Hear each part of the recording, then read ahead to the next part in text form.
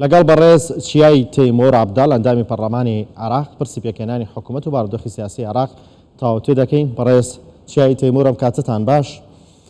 سەبارەت بە پرسی پێکهێنانی حکوومەتی عێراق، چوارچێوەی هەمانجی و لانە سیاسەکانی عێراق دەڵێن با یەکێتی و پارتی بگەنە ڕاکەوتنێک بۆ دیاریکردنی کاندیدێک بۆ سەرۆک کۆمار، دواتر کۆبنەوەکان دەست پێ بکرێت و ئەو کەسە سەرۆک وەزیران ڕاست بێت. یەکێتی و پارتی بۆ ناگەنە ڕاکەوتن؟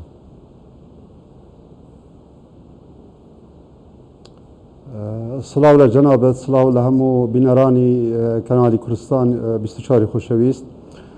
بەێ پارتی وێکەتی دیارە هەیەکی دیدێکی جیاوازی هەیە بۆ ئەوەی کی ئەستیقاقی خۆیتی کاندیدەک دەستیشان بکات بۆ پۆستی سەر و کۆماری عێراق. وەکۆ عرف ئەو پۆستە بووە بەشی پێکهاتەی کورد، بەڵام هیچ لایەنێک دەست نیشان نەکرا حەسریان کە مافیاوە بیت. ئەوەی ڕۆیدا چار خۆلی ڕۆشتی نیدەری یەکەتی نیشتیمانی کوردستان کاندیدی ئەوانە ئەو پۆستەی وەرگرتووە، هەرچەندە هەر چار خۆلی ڕابردوو بە ڕێژەیەکی پێشچاو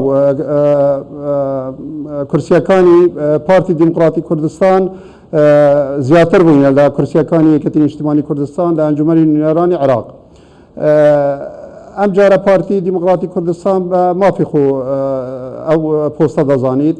ڕاستە ڕێککەوتنێکی استراتیژی بینی هەردوو لە هەبوو ساڵی 2006 کە هەر زۆری بەسەردا چووە، دیسان بەڵانسی هێزەکە زۆر گۆڕاوە و چەندین جاریش لای یەکەتی نیشتیمانی کوردستان پێشەلکاری لەسەر ئەو ڕێککەوتنەوە کرایە.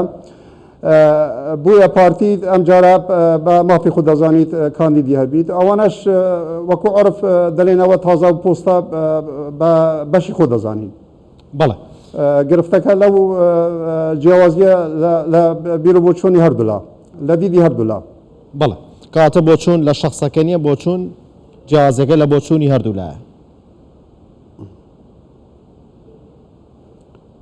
بەێ هەردوولا کاندیدی ئەو ئەستحقاقە بە مافی خود دەزانن. پێمان وایە کورد ئەم جارش ئەکە بە یەک کاندید ڕێککەوتن لەسەر هەبیت بچنە ناوهۆلی پەرلەمان باشترە لەوەی بە دوو کاندید بچن. هەموو لایەنەکان متفقە لەسەرەوە، لەوانە شەر دوو هێزی سەرەکی کە پارتی دیموکراتی کوردستان و یەکەتی نیشتیمانی کوردستان و ئێستاش ئەمڕۆژ دانوستانەکان بەردەوام بوون بۆ ئەوەی بگەنە چارەسەریەک کە بە یەک کاندید بچنە ناو هۆلی هەڵبژاردننی سەرۆکی کۆمار. هیچی وایەکەیە بەم زوانە بگەنە ڕێککەوتن لەبارەی یەک کاندیدی؟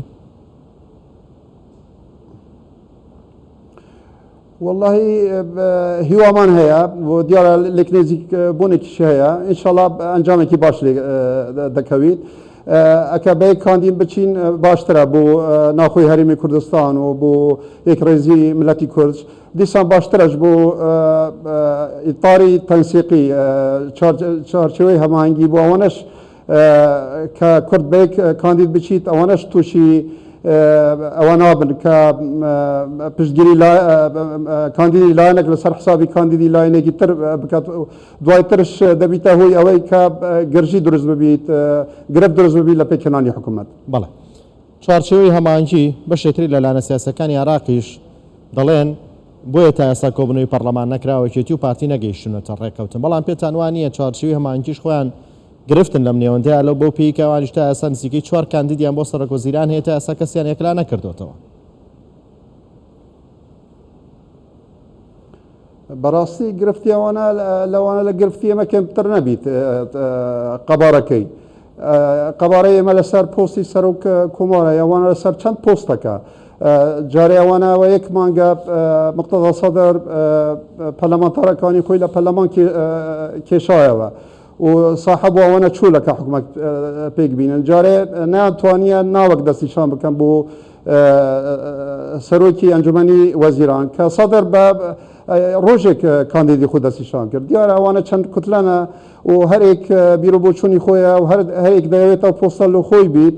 ئەوە بەس بۆ پۆستی سەرۆکی ئەنجومەنی وەزیران ئیتر پۆستی جێگیری یەکەمی سەرۆک ئەنجومەنی نوێرانی عێراقش ئەوش گرفتێکی ترە جگە لە پۆستەکانی سیادی وەزاراتی سیادی ئەوش گرفتێکی گەورەترە اینجا ئەو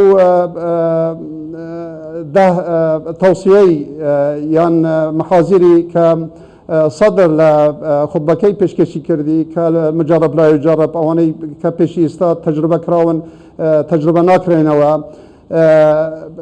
و ئەو توێتەی ئەمڕۆ بەڵاو بووی زۆرێک لەوانە دوور دەخات کە مواهل بن بە نەزەری صدر بۆ پێکینانی حکوومەت بۆیە من بە تەسەوری من زەحمەتە لەم کات و سەدەدا هیچێک لەوانە ئەوانەی ئەو ناوانەی کە تەرح دەکرێت بتوانن ئەو پۆستەوەڵ بگرن بە بۆچۆنی خۆی شخصی لەوانە نزیکترین احتیمال ئەوە بێت ویلایەتی کازمی جارێکتر دوبارە بکرێتەوە و حکوومەتێکی انتقالی بە ڕادەی کەم بۆ ساڵ و نیوەک پێک بینیت و داوا بکرێت هەڵبژاردننی پێشوەخت جارێکتر بکرێتەوە.